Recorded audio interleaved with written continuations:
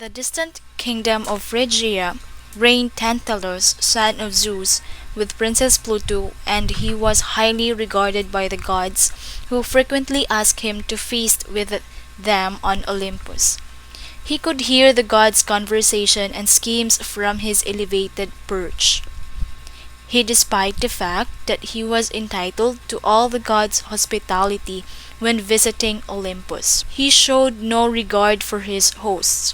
Tantalus disseminated the gods' secrets after residing on Olympus, which he listens to throughout the dinner. In another tale, he took nectar and ambrosia from the gods' table, which conferred immortality, and was therefore prohibited by the gods owing their omniscience. The gods were aware of Tantalus' deeds, but because they loved their company, they did not punish him.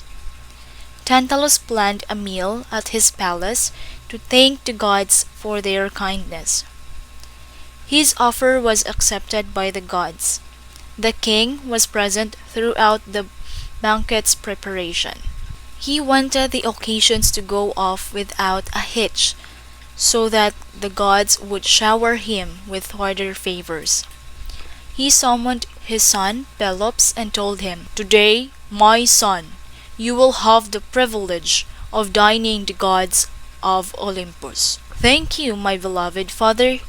At long last, I shall be able to join you at the table to receive my magnificent grandfather's gifts."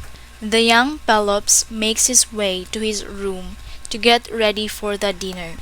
Tantalus summoned the cook and told him, "Today you must take the most magnificent feast."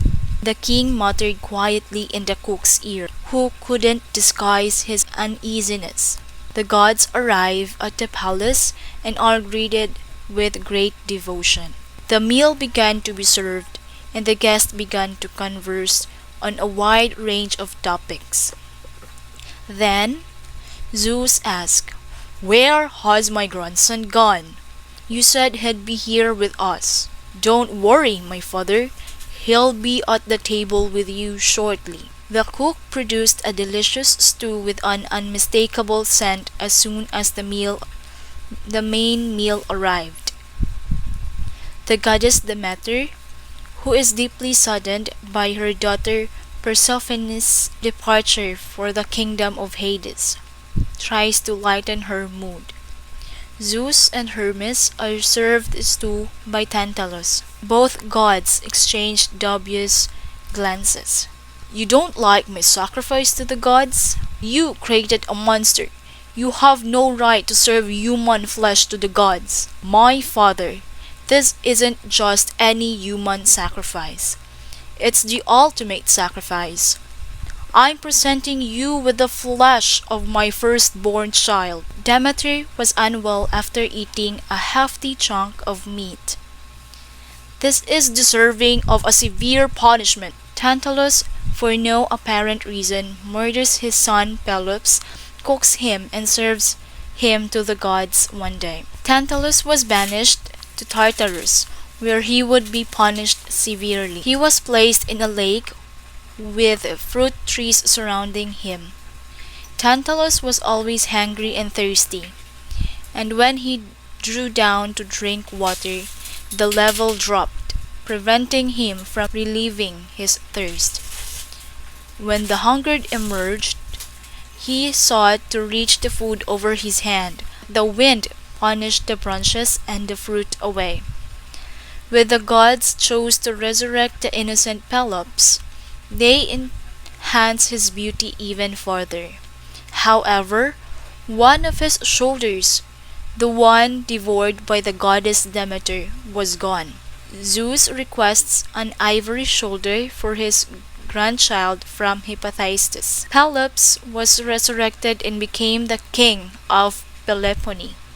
Meanwhile, his father was imprisoned in Tartarus for an eternity, with the objects of his once so close but so far away.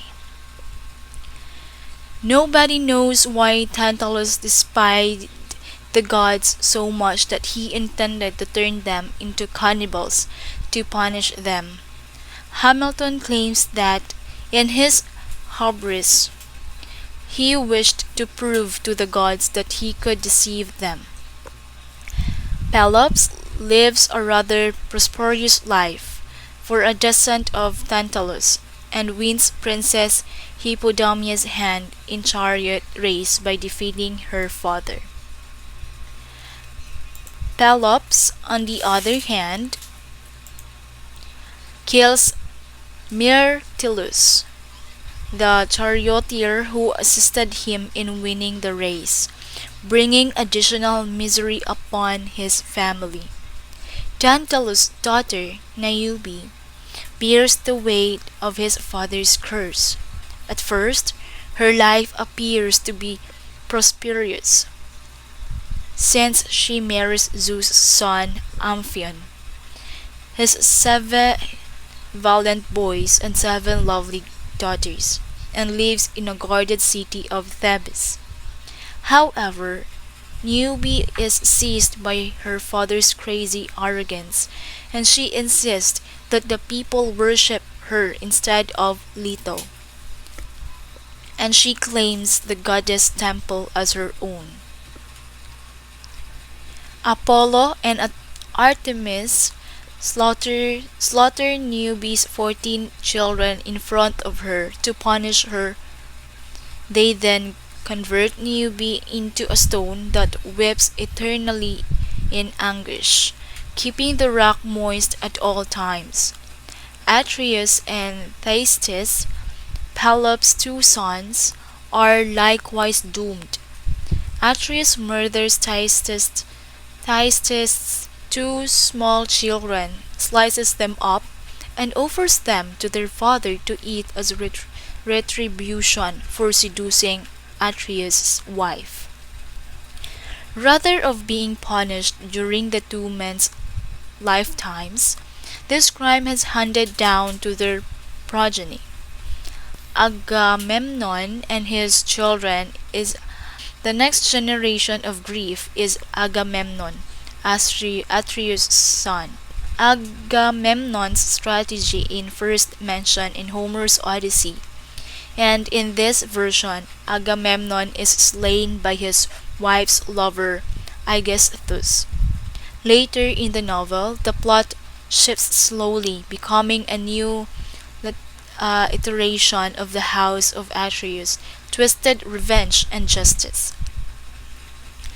Agamemnon sacrificed his oldest daughter, Iphigenia, to make the winds favor to the Greek ships on their route to Troy.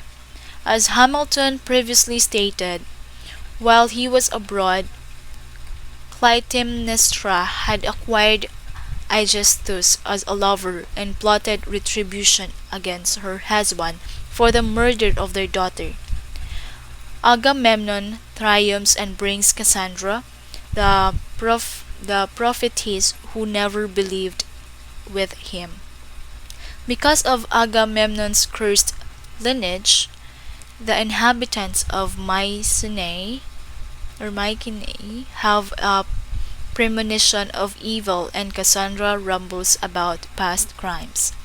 Bloodshed, constantly producing more bloodshed, eventually prophesying her own and Agamemnon's death, but she, Agamemnon, nevertheless entered the palace. Clytemnestra and Aegisthus slay them as the doors close behind them. Clytemnestra does not consider this a crime, but rather appropriate revenge for Iphigenia's death. Thyestes' son Aegisthus had no beef with Agamemnon, but was punishing him for the faults of his father Atreus. Clytemnestra and Aegisthus then mistakenly assume that their acts have halted the cycle of bloodshed. Agamemnon had 2 additional children, a son, Orestes, who was whisked away to be safeguarded from Aegisthus, and a daughter, Electra, who was forced to live under the reign of Clytemnestra and Aegisthus while yearning the revenge to while yearning to revenge her father. Orestes grows up and faces his own horrible dilemma. It is terrible crime to let his father go unpunished, but it's also a terrible crime for a son to murder his mother. Orestes, when he got older, went to Delphi's oracle and inquired should do what he should do about the killings. He was instructed by the oracle to assassinate both perpetrators. He was heartbroken because he knew he was murdering his mother. He and his cousin pretended to bring word for his death to the palace. While his mother tried to plead with him, he killed his girlfriend first. Orestes assassinated her and was chased by the furious dark shapes. They would pursue him for several years before giving up. He appealed at Athena's temple, claiming that he had atoned for his misdeeds, which no one in his family had ever done. When Athena heard his cries, the furnace came to a halt. A different version of Iphigenia's sacrifice exists. Her death was intended to assuage Artemis' wrath over the death of one of her animals. Artemis transformed Iphigenia's body with that of a deer and sent her to the Taurians' farthest realm, where she was set to the altar. In a temple where Greeks were sacrificed, she was made a priestess. Her role was to get the soldiers ready before they were sacrificed. Orestes and his cousin arrived in the nation years later. They'd been tasked with stealing Artemis' picture from the temple and transporting it to Athens so that Orestes might atone for his misdeeds. They were apprehended and taken before Iphigenia to be sacrificed.